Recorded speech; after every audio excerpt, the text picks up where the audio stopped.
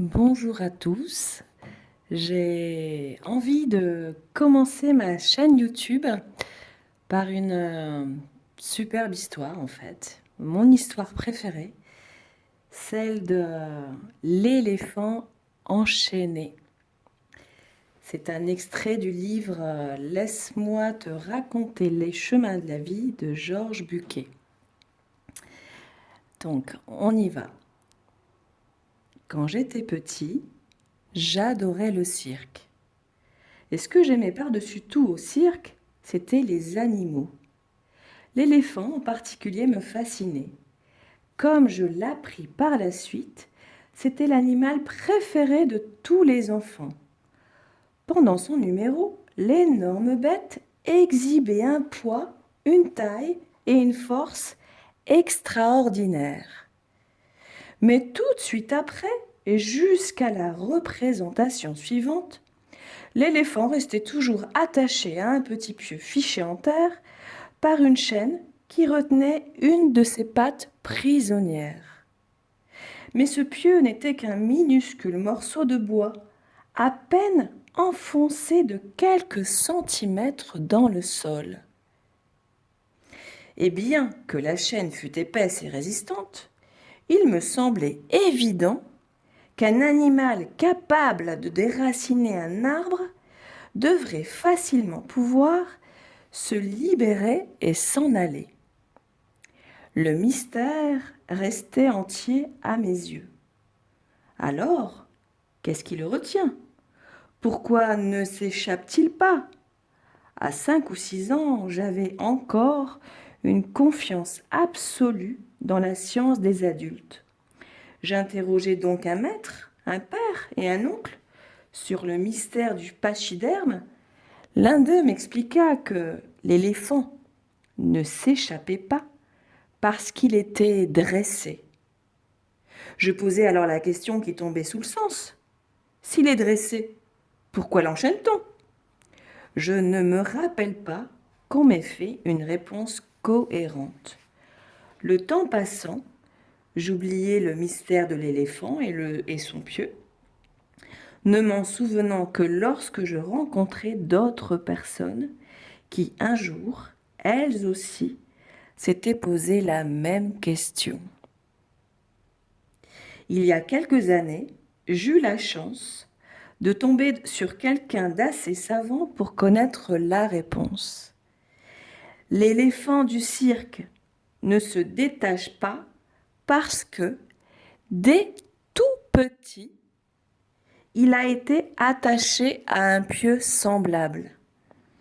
Je fermai les yeux et j'imaginais l'éléphant nouveau-né, sans défense, attaché à ce piquet.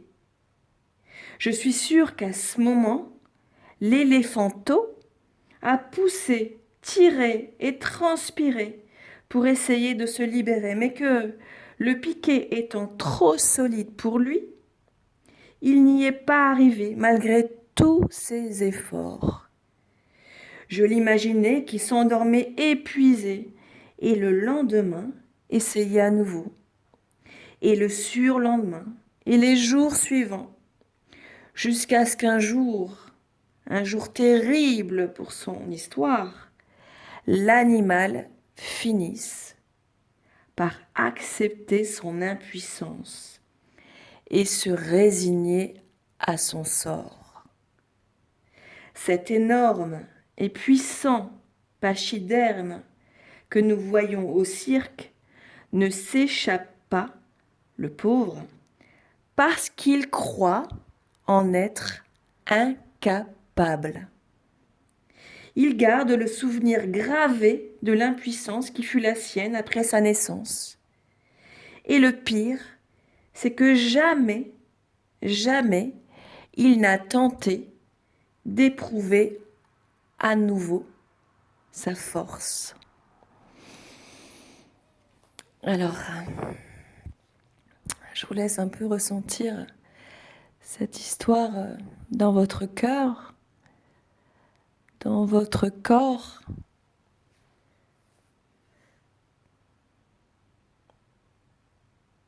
Vous pouvez même éventuellement fermer les yeux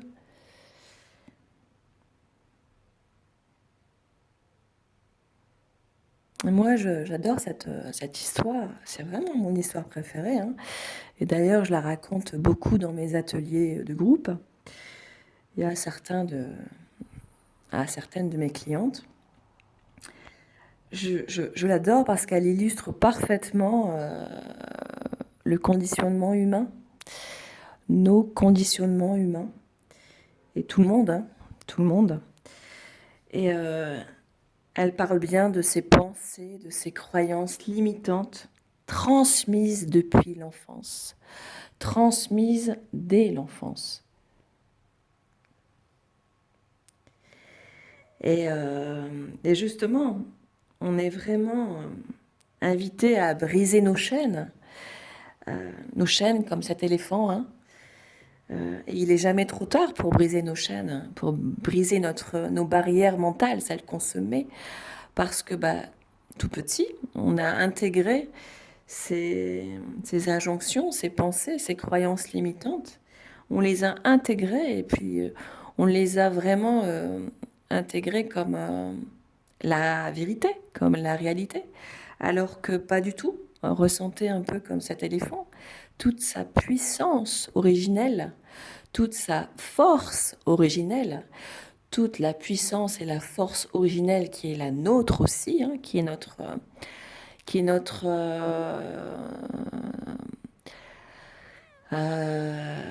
être, qui est notre base, qui est là, hein, à la naissance. Et il n'est pas question, hein, de flageller qui que ce soit. Il est juste question de prendre conscience, en fait. Hein, juste prendre conscience et déjà de ressentir cette histoire mais dans le corps, dans notre corps. Et voilà, je la trouve extraordinaire et je trouve que en préambule de ma chaîne YouTube, je me présenterai par la suite. En préambule de ma chaîne YouTube, voilà, c'est tip top, ça donne le ton. Et voilà. Donc, j'espère qu'elle vous aura plu. Alors, évidemment, c'est une histoire triste, mais potentiellement, c'est une histoire juste merveilleuse de déconditionnement si on se pose, si on œuvre sur soi, en soi.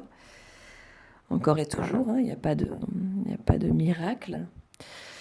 En tout cas, pas tant qu'on n'y met pas son cœur et ses intentions. Et donc voilà, je vous souhaite une belle journée avec cette histoire, avec tous ces possibles que pourront réveiller cette histoire merveilleuse, magique, hein. Et je vous invite vraiment à ressentir cet éléphanto en vous et en même temps, cet éléphanto que vous êtes, hein, qu'on est encore tous un petit peu à un niveau ou à un autre, mais à ressentir aussi parallèlement cet éléphant, votre force originelle, votre puissance originelle. Et tout ce que vous vous empêchez de faire parce que vous avez intégré des schémas, des croyances limitantes depuis l'enfance. Mais si vous vous autorisiez à imaginer ce que ça pourrait être sans ces croyances et ces pensées limitantes, et si vous vous autorisiez à ressentir déjà, à croire que c'est possible et à ressentir comment ça pourrait être. Je vous laisse sur cette histoire et cette méditation active, on va dire. Et à très bientôt pour ma présentation. Belle journée à vous, belle journée à tous. À tout bientôt.